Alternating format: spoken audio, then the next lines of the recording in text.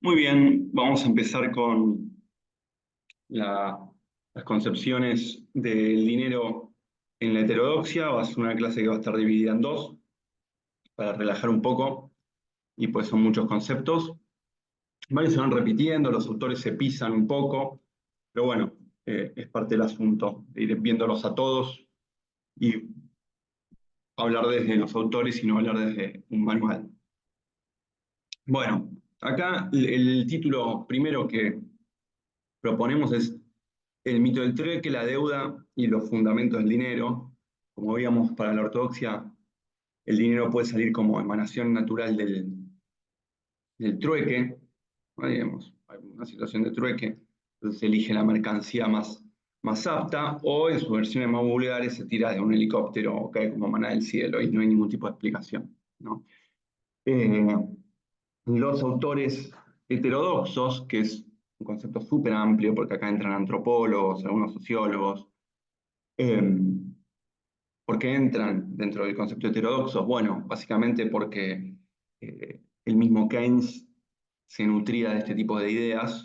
Han pasado muchas décadas, por ende ha evolucionado bastante, pero él en su Treatise of Money ya hace referencia a el dinero en la época de Hammurabi, el código de Hammurabi, en la Mesopotamia.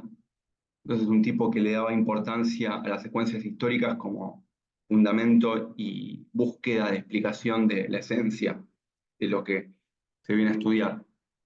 Entonces, está muy vinculada la heterodoxia a este tipo de autores, ¿no? A diferencia del modelo epistemológico de Friedman, por ejemplo, ¿no? O de la ortodoxia, que es más abstracto y aplicado a una realidad actual y absoluta, por decirlo de alguna forma. Bueno, arranquemos. Vamos a empezar por este autor, yo se los recomiendo mucho, tiene un libro que se llama Deuda, Debt, un libro gordo, consigue online si no me lo piden, eh, del cual le dejamos un capítulo en especial sobre el dinero, básicamente un poquito la historia del dinero, pero muy brevemente, es muy breve. Eh, pero es un tipo que se dedicó a estudiar, un antropólogo que se dedicó a estudiar la deuda, el rol de la deuda en las sociedades y en la configuración del ser humano. Y la verdad que es interesantísimo, porque eso está muy ligado al dinero, por eso termina hablando mucho sobre el dinero, y cambia mucho la concepción de la dinámica económica que tenemos al menos los economistas, que nos concentramos por lo general en el intercambio. Las deudas es algo secundario, ¿no? Las relaciones de deuda. Y probablemente las relaciones de deuda hayan sido un hilo conductor de la historia económica humana mucho más sólido y consecuente que el intercambio de mercancías, ¿no? La deuda está prácticamente siempre, mientras que el intercambio generalizado de mercancías es algo novedoso en el capitalismo prácticamente. Bueno, vamos entonces a seguir este autor, Greber, el mito del trueque y el rol de la deuda. Hay videos de él online si lo quieren ver, lamentablemente murió hace poco, murió muy joven, pero bueno, tenemos sus textos. Eh, Él muy claramente lo dice, y yo lo busqué a ver si era así, porque ya no me acordaba, y es verdad, en los manuales de economía se introduce el dinero como la solución al trueque, ¿no? Digamos, el trueque que plantean, bueno, imaginemos una sociedad como la actual de intercambio de mercancías, pero con trueque. Bueno, es un planteo engañoso, ¿no? Digamos, pues ya está suponiendo un montón de instituciones, sea la propiedad privada, sea el mercado, sea la producción privada de mercancías, que ¿por qué las tenés que suponer sin dinero? Es a veces como cuando dicen, imagine la inflación sin dinero. Bueno, imagine un ser humano sin sangre. Bueno, no tiene mucho sentido, ¿no? Eh, es más un jueguito epistemológico, me parece, que un argumento sólido.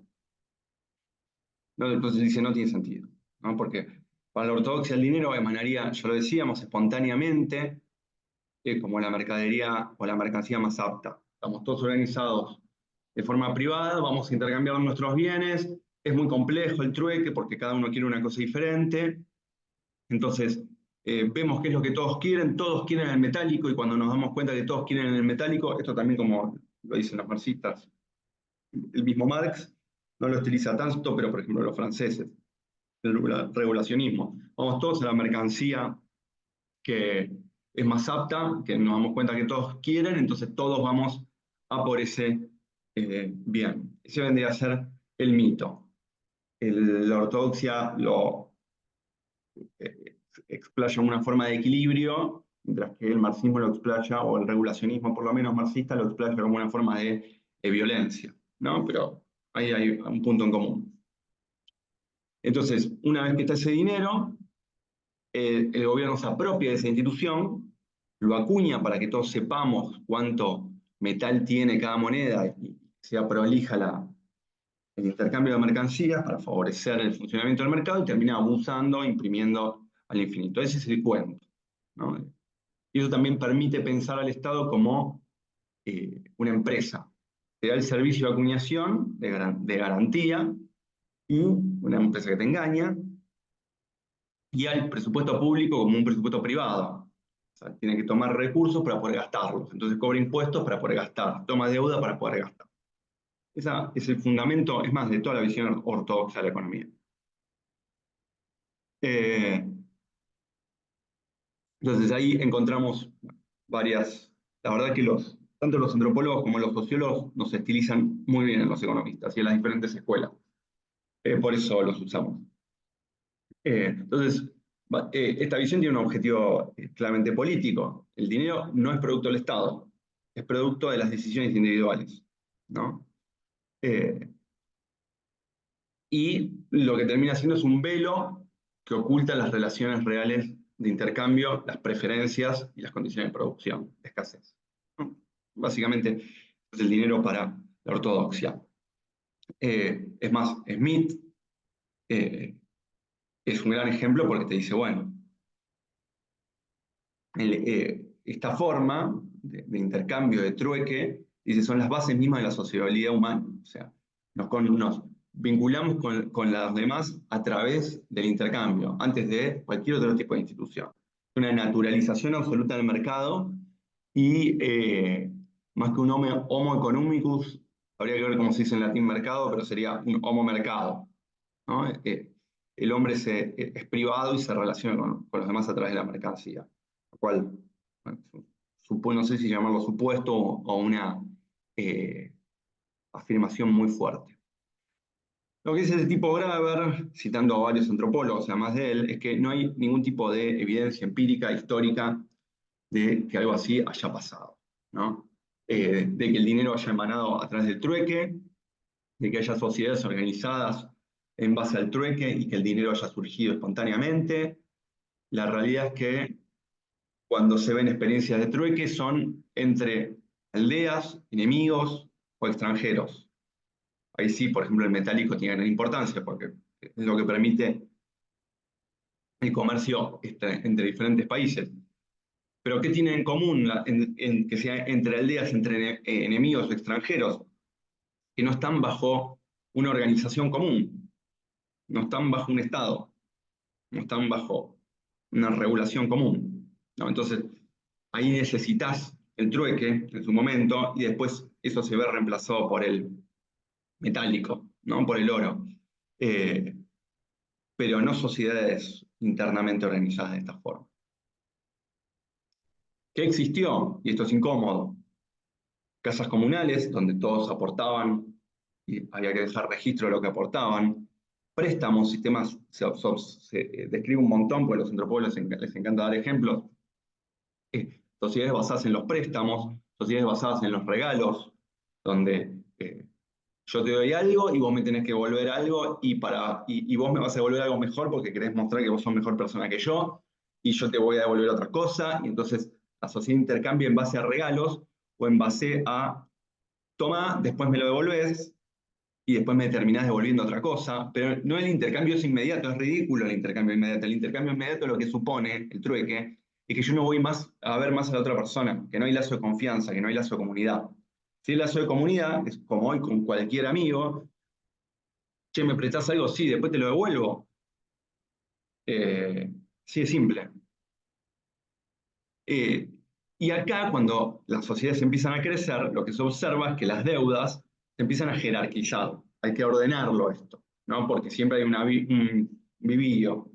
Eh, entonces se empiezan a jerarquizar a través de cosas. Ahí es donde el dinero eran camellos, el dinero eran vasijas, el dinero eran conchillas. No, era que determinados bienes eran equivalentes a un camello, determinados bienes eran equivalentes a una vasija de aceite, determinados bienes eran equivalentes a una flecha, no sé, cualquier cosa, ¿no? Entonces, ahí aparecen bienes como concepto para poder generar equivalentes. Eh, y el trueque, que a veces dan ejemplos de, no sé, en, en el Club del Trueque, en el 2001 en Argentina, en las cárceles, ¿no? Son comunidades que ya conocen el dinero y entonces empiezan a usar los cigarrillos en las cárceles o algo tratando de emular eso que ya conocen, ¿no? Y no teniendo la institucionalidad para poder hacerlo. Eh, bueno, el dinero y las deudas, ¿no? El registro que tenemos es común y hay autores que hablan incluso de que el origen del lenguaje y de parte de la necesidad de medir, del lenguaje escrito, perdón, parte de la necesidad de medir y la necesidad de medir deudas. Y que la matemática también, en parte, eh, aparece acá. Entonces, lo primero que nosotros tenemos para observar la humanidad son registros contables. No, no, no prosa ni poesía, son registros contables. Entonces, el dinero aparece prácticamente cuando aparece la escritura, ¿no? Y aparece cuando aparecen las deudas, porque ¿qué registrabas? Deudas. ¿Qué había aportado cada uno? El sistema de créditos es milenariamente, como dice ahí, previo al sistema de moneda física, o sea, la moneda acuñada, esta idea de que la gente se quedaba con oro como de forma espontánea, es algo que primero no se quedaban de forma espontánea, sino que es algo muchísimo posterior. El dinero es dinero contable, es pretérito.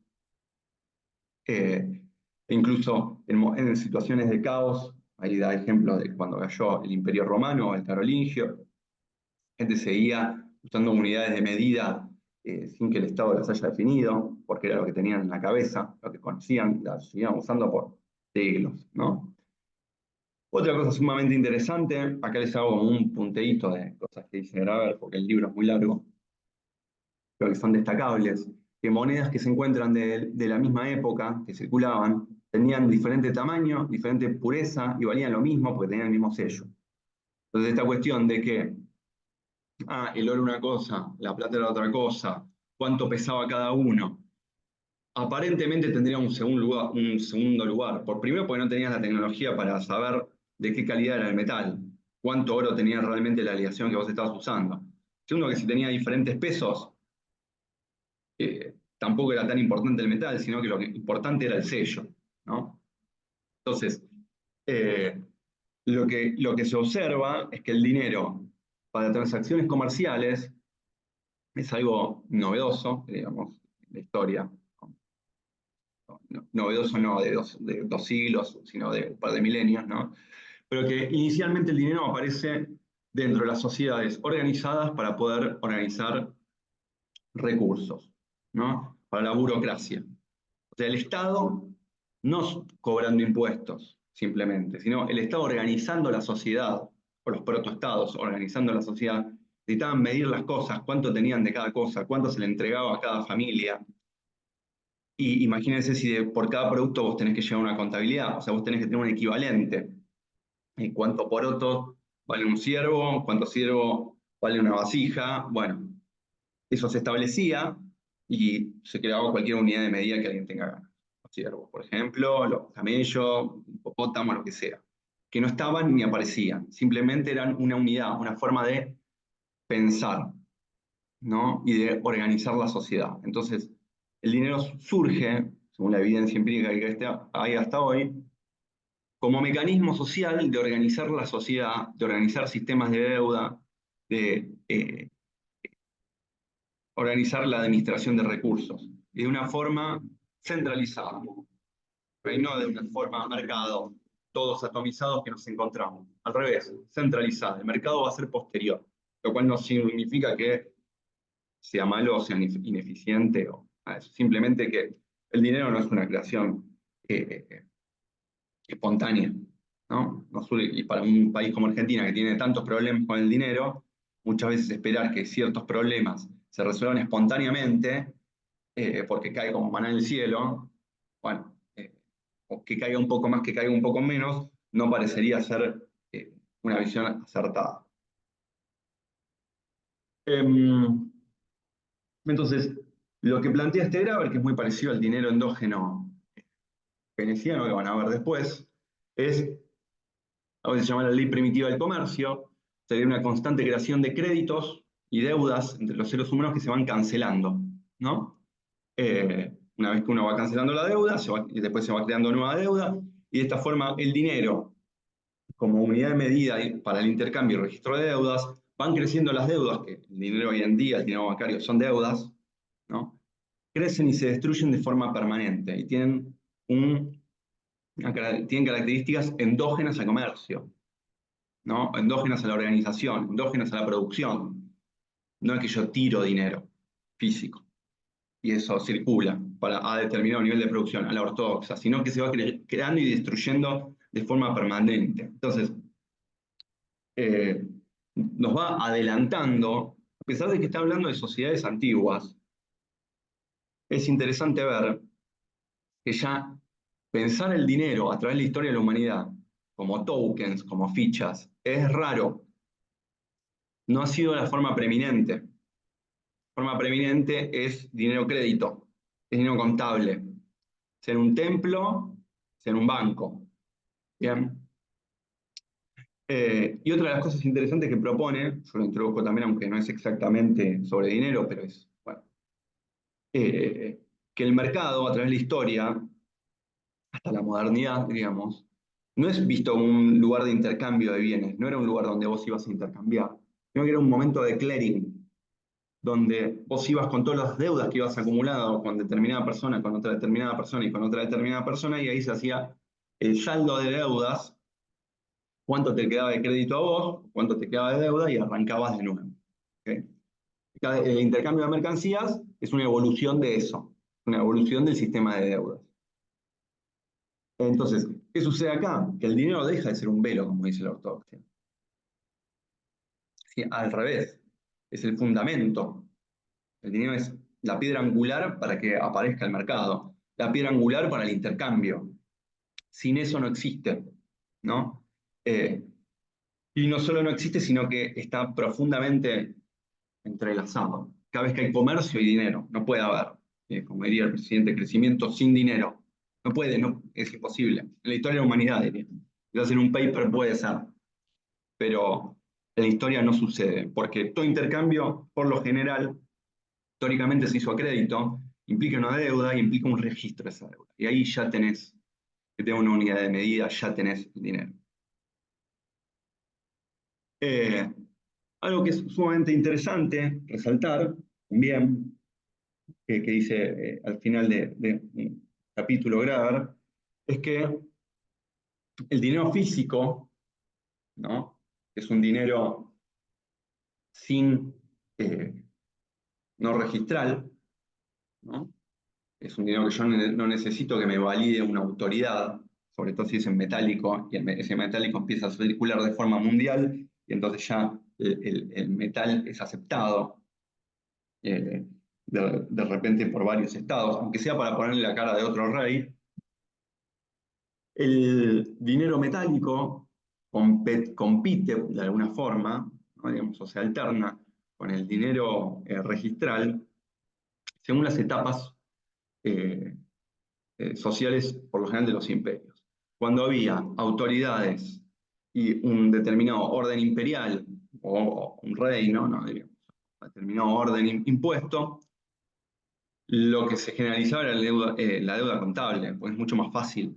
Vos no vas a ir a comerciar a lugares lejanos con una bolsa de moneda de oro. Es un delirio.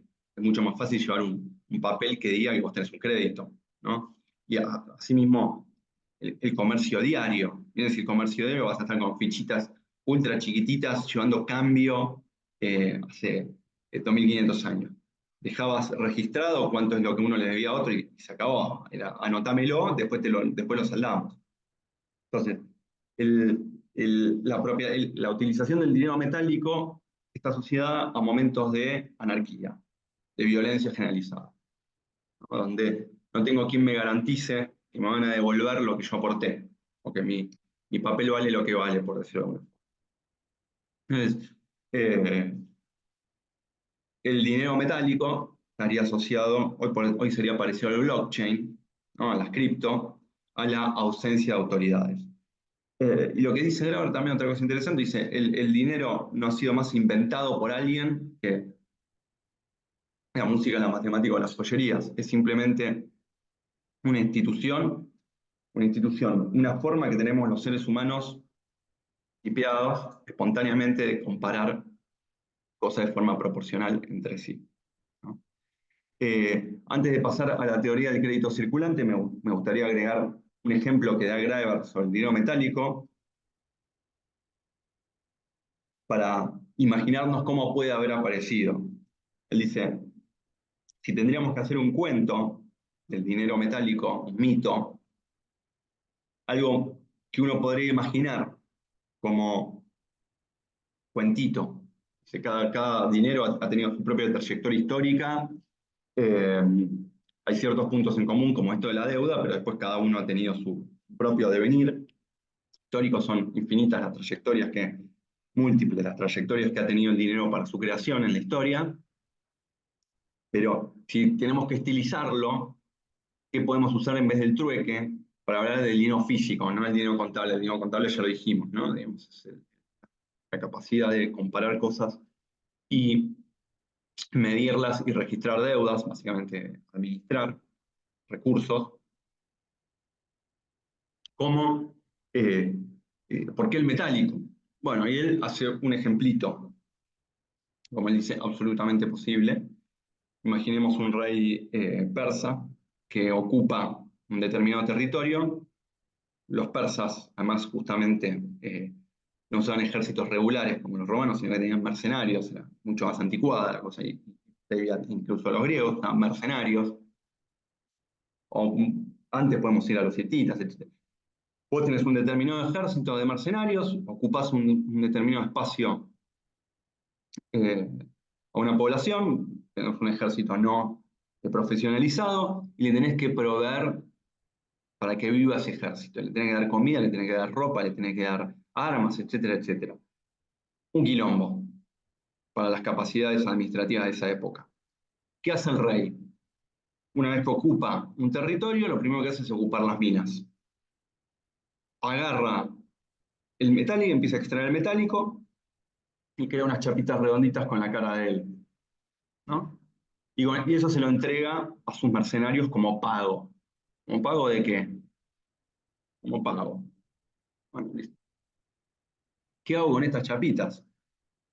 De forma simultánea, el rey le dice al pueblo ocupado, usted me tiene que pagar impuestos. Bueno, te pagamos con trigo, con aceite. No, no, no, no, yo no quiero trigo, ni aceite, ni nada raro. Yo lo que quiero que me consigan son las chapitas. ¿Bien? Ok. ¿Y quién tiene las chapitas? No sé, problema tuyo. Anda a buscarlo, tienen que tener mi cara. Listo. ¿Quiénes tenían las chapitas? Los mercenarios.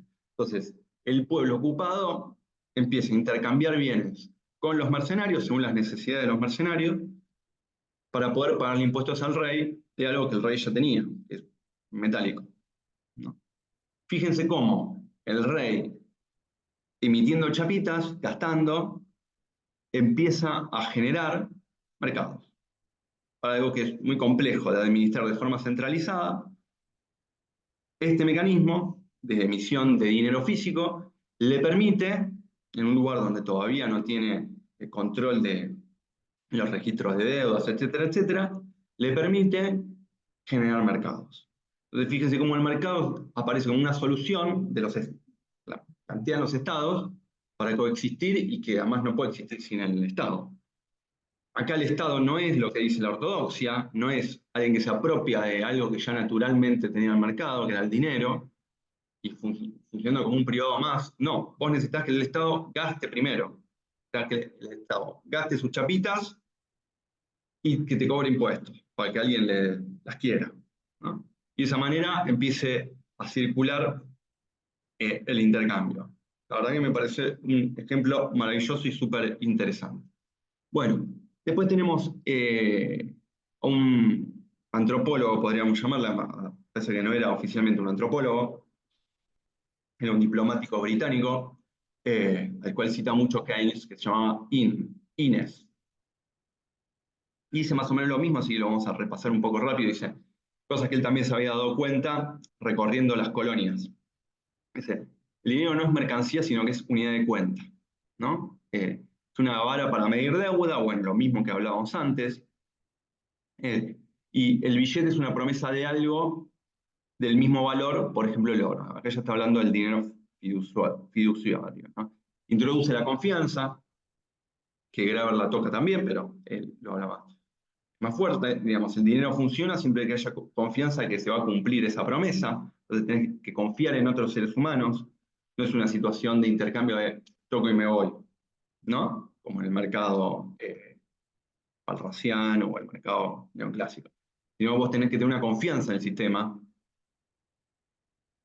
el dólar, hoy en día, por ejemplo. Y él dice que los primeros billetes que se encuentran son pagarés que circulaban. Eran de una pulpería o de determinados productores, ya, perdón, tu, tu, tu, tu, eran papelitos privados que empezaban a circular que aceptaban todos porque si todos se conocen, vos sabés que Pirulo te debía eh, 2 camellos, bueno, pagame con la deuda de Pirulo, yo después se la voy a cobrar a Pirulo. Si todos se conocen, funciona. En un sistema grande, eso claramente no funciona. Se toca mucho con Graeber.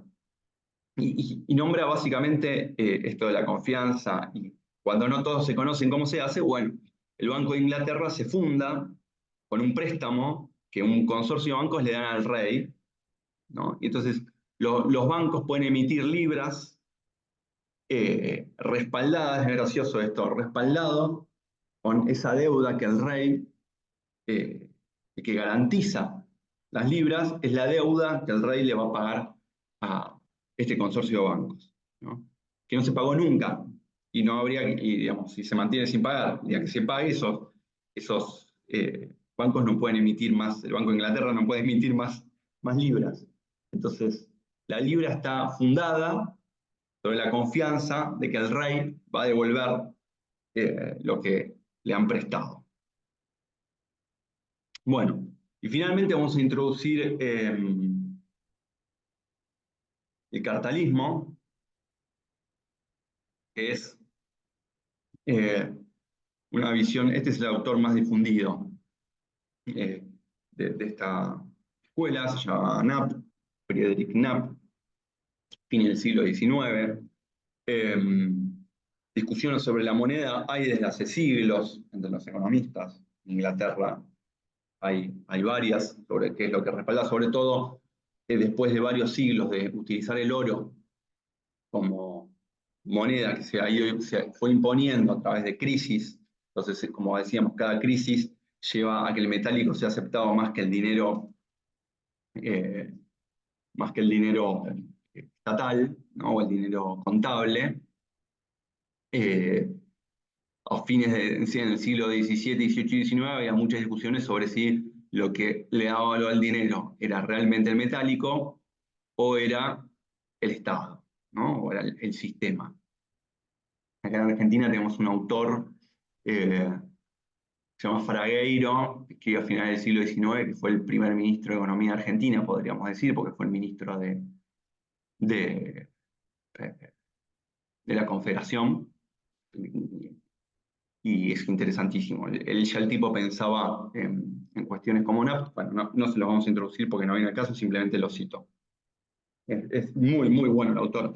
Hay un libro editado por el Ministerio de Economía y comentado por Rodrigo López, eh, que se lo súper recomiendo. Bueno, el cartalismo y el Estado. El cartalismo lo que dice es hoy en día como la corriente principal del dinero heterodoxo, es que el Estado valida el dinero a través del sistema de impuestos, ¿no? Recordemos que el dinero no es físico, es contable, pero desde el momento que yo puedo pagar impuestos con una cuenta en un banco, entonces es dinero, ¿no? Desde el momento que yo puedo pagar con un billete, es dinero. Entonces, acá plantea lo mismo NAP, ¿no? ¿Por qué cobrar impuestos en vez de hacerse de las minas? Que las minas ya eran de los gobiernos. Bueno, porque cobrando impuestos creaban mercados. Bueno, el ejemplo que ya les di. Y lo que dice NAP es, bueno, independientemente de los orígenes, que es un poco lo que habla Graeber o lo que habla NAP, lo que dice NAP, o Graeber o Inés, NAP dice, el dinero es estatal, prácticamente siempre fue estatal, ¿no? Eh, Incluso cuando era metálico tenía que tener la carita del rey o del emperador o de quien fuera. Entonces, el dinero es estatal casi por definición. Eh, no, eso no significa que el Estado cree el dinero, sea el único que crea dinero. Sí, como verán en la próxima clase con Genaro, los bancos tienen la capacidad de crear dinero de forma autónoma, esto los economistas lo ven en la carrera, cualquiera que haya tenido introducción a la macro lo ve.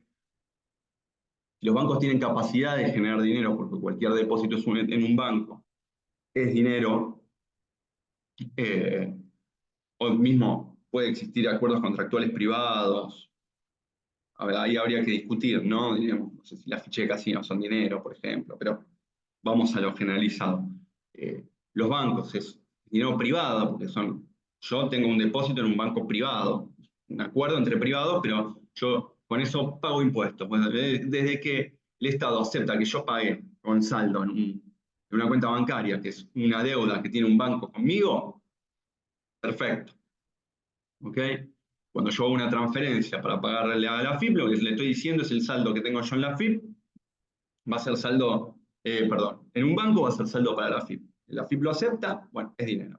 Entonces, no necesariamente el único que crea dinero es el Estado, pero sí es el que lo valida, ¿ok? Y el que eh, establece cómo funciona ese sistema. Como diría Keynes, el gobierno es el que escribe el diccionario, ¿no? Después cada uno lo usará como quiera, pero es el que dice qué palabras se van a usar, es el que establece la unidad de medida, el que establece eh, cómo funciona el sistema bancario.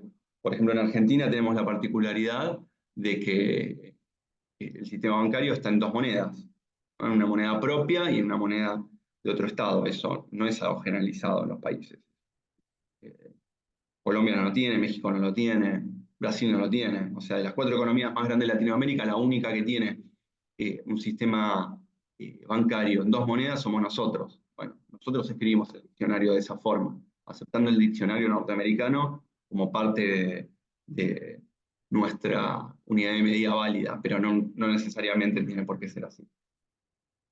Bueno,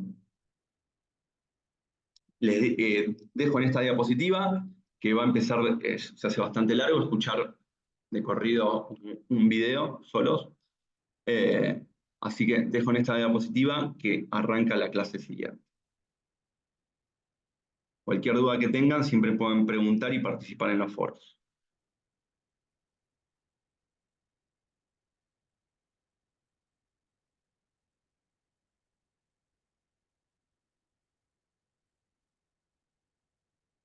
Ahora estoy buscando cómo frenar la grabación.